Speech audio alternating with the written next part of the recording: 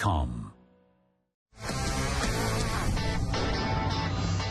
Mike, who watches the show each and every night in Western Australia, he sends me an email last night. He says, I'm a compulsive viewer of the show, but I couldn't help but notice you've not had the big Aussie flag in the background. Mate, please reinstate it into view. Well, it's always been on the set all year, but I have moved a little bit around, which means the cameras move around a little bit. But you may well have noticed tonight, right back next to the screen. So every time we try to show you the things, you'll see the flag. We are as Aussie as ever before. Speaking of the wonderful Dai Le, she's worn an Australian flag, and that's the lady who's going to be right there front and centre in Australia Day celebrations as well, in and around her electorate of Fowler. She joins us now from her office in Canley Heights in Western Sydney. Dai, lovely to see you, mate. You ready for election number 2? Oh, look, I think I got ready the day after I got elected, so I've been working. Talking about the flagpole, I've got a little doll behind me. I don't know if you can see with the Australian yes, it's you flag. dressed up. Yeah, I love it. Yes. That's it.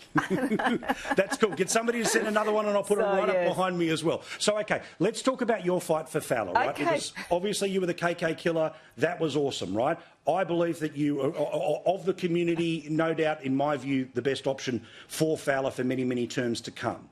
But Labor have tried to do everything from who they've pre-selected to how the map of the seat's going to work. Is the hill a little steeper? Is it a little softer? What's the hill like for you this time? Look, the hill is the hill. You know, the new boundaries have brought in a suburb of Wetherill Park, which is a very strong, good suburb actually for me. And it's in the Parks, what we call the Parks ward, if you look at the Fairfield City Council map, and you know, I do really well there as well. So I went door knocking there, and so many people were so excited that they no longer were part of McMahon and of the Minister for Energy, Chris Bowen. They were so glad that I became their MP. So yeah, look, it's still though, you know, people are still struggling with the cost of living. When I went door knocking, talking about the rising cost of energy bills, the rising cost of rent, and for mortgages for people who've had seen the 13 rises in interest rates. So yeah, people are still struggling a lot. So Paul, yeah, I mean that's my community out here, and yeah.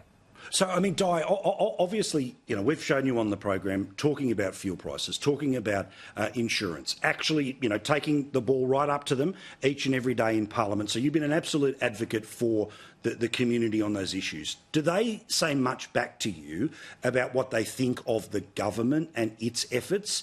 You know, my conclusion is too little too late on tax cuts. My conclusion is, you know, a billion here, a billion there, but none of it really changes anyone's life. What does Western Sydney tell you that presumably they're telling Chris Bowen, but Chris Bowen ain't going to be telling anyone publicly what the door knocking is happening in that part of Australia? Yeah, look, I've been door knocking since April last year, Paul, and I think it hasn't changed in terms of the sentiment of the residents in the electorate of Fowler, which covers obviously Fairfield City Council and part of Liverpool City Council.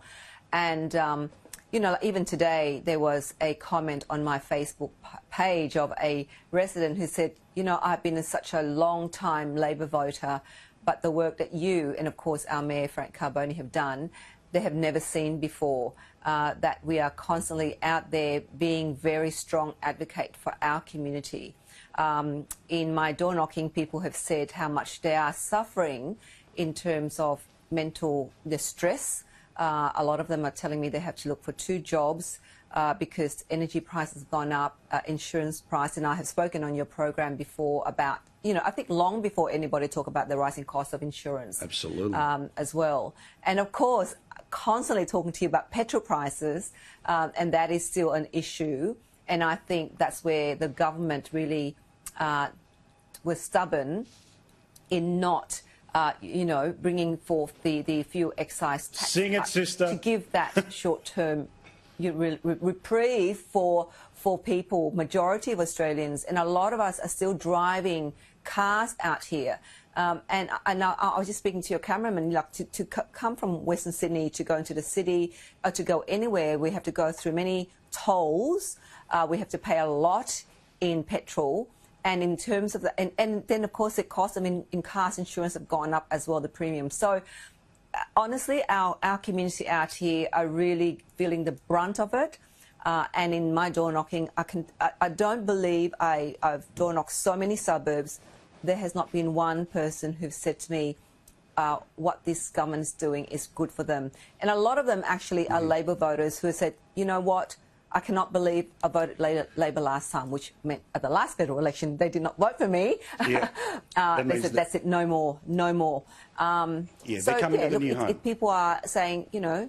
Yeah, they're coming to the new home. They're feeling like, you know, they're not better off. Yeah, sorry, we've got a little satellite delay. Believe it or not, it happens from the man cave to where you are right now. Well, all the best to Heath, who is the cameraman bringing us to you this evening, and all the best to you. Di will talk many times between now and the election. Find her on Facebook, follow her on Instagram, and if you're in that part of the world, help keep Fowler independent. Thank you, Di. Happy Australia Day.